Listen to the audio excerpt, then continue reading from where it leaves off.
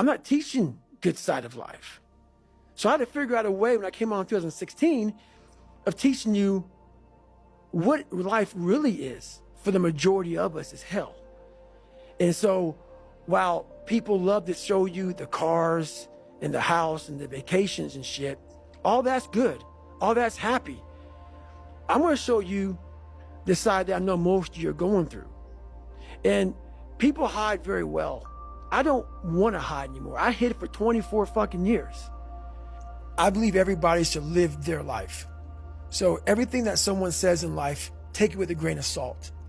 Take what they give and don't be like, oh, David Goggins said this or whoever said this. No, do not take what I say and do exactly what I say. In the room by themselves and they figure themselves out and say, God, this is gonna fucking suck. Where's passion when you're 300 pounds?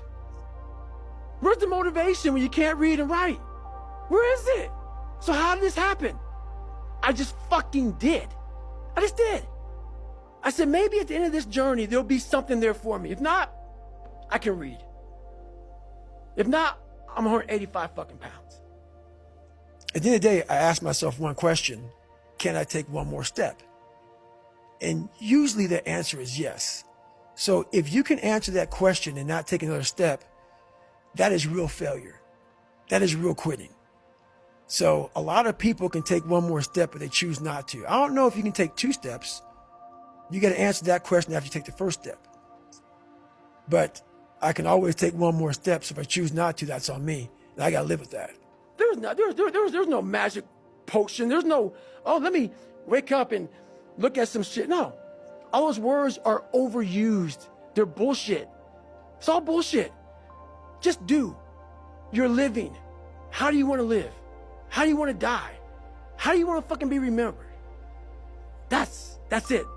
That's it. Period. I'm thinking logically because I'm warm now.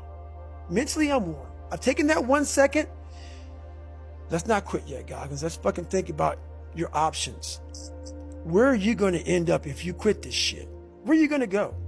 What are you going to say to yourself? Because you know you're going to get warm. The second you get out of this water, you can take a shower and you could be warm. And in 5 days, you could be out. So I start thinking logically. And what that looks like is unfun. That's why I said, do not do a documentary on me. Because people will not see the truth. They will see what they want to see. I don't want to live like that. Good. Good. And you will live exactly the way you live now, questioning who you are, wondering what is possible, wondering what you are capable of doing. That's how that looks. I calm my brain down because your brain just wants to get the fuck out. Ring the bell, put your helmet down, get warm, and then you're really fucked. And these are the things you have to think about in the 1 second decision. So that's what that's all about. It's about gaining control of your mind, putting things back in the proper perspective, and then saying, I really do want to be here. And I'm going to have a bunch of these 1 seconds through this 130-hour journey. And I have to learn to control these. Am I happy? I don't know. Never really thought about it. Don't really care about it.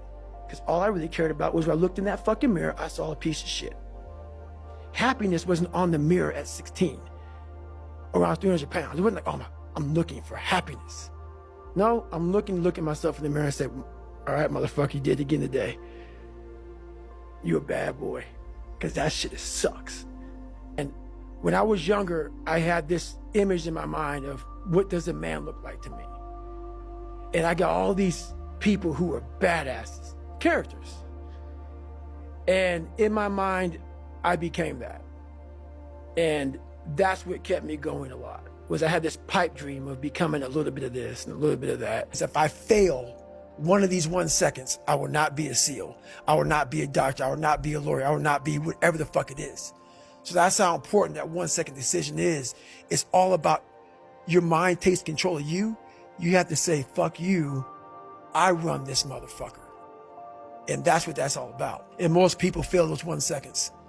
And then that 1 second leads to 20 years, 30 years, 40 years of fuck. I have people who have been through training with me, Ranger School, SEAL training, Air Force training, and I get calls from them today, and they have great lives. And all they talk about is how they failed in that one moment. Because when you have no parents raising you and you have no role models growing up, it's not daydreaming. You start to create a reality like, maybe I can be that. And after becoming this guy, that is the biggest thing I can ever do in my life, is I became that guy. That I once looked at all these guys, now I look at myself like, God, who the fuck can do that? I can't. I can never put into words on what I built and the power that is within all of us. But you put it so like in a scientific way. Most people, like for me, he's just crazy. That's why I don't like talking about it, man. I know I'm not crazy. I know what I had to do to get where I had to go. People look at it as crazy because they're people that just, if you can't imagine yourself doing something, the person that's doing it is crazy. And they can't even enjoy their life now because they're now warm. They're now warm. There's no more suffering. There's no more suffering for me either. And we're in the same boat now. But you're suffering, so we're not suffering, but you're thinking about what you could have been. I am exactly what I should have been. And that's where people start to lose it. Because now I realize that in that 1 second. I go through all that. I know how it's going to feel because I failed so many times before. Failure is the ultimate thing, man. I failed so many times before. That's why I don't look at failure anymore as failure. I look at it as my first, second, and third attempt. Like a fucking crowded garage. You can't put anything in it. Once your brain is crowded, discipline is great. Motivation is great. But if you can't fit shit in your brain because it's all fucking cluttered with shit, there's no discipline. You may have it sometimes when it fits in that crowded garage of your mind, but you don't have the consistency that you need to have with that discipline. This is the easy fucking part. Them listening to this shit is the easy fucking part.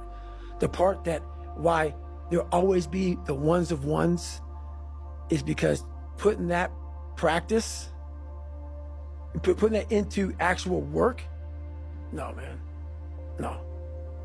That's where the demons come in. That's where you're like, I don't want to be better.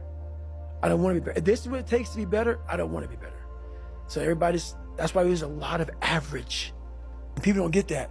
Your mind has to always be clear. That's why I meditate 2 hours every single night, because I reorganize the garage, which is my mind, every night. So then discipline's in there, organization, everything is in this right spot. So when I wake up, I'm ready to go. And it makes me so fucking mad. Every day I walk this earth and I see average all over the fucking place. And they want to ask me, how did you do it? I can't tell you how, because you're not going to do it. You're not going to do it. You're going to continue being out, because every day you wake up, like he says, it's not like get the coffee, make the pancakes, kiss the girl, kiss the kids.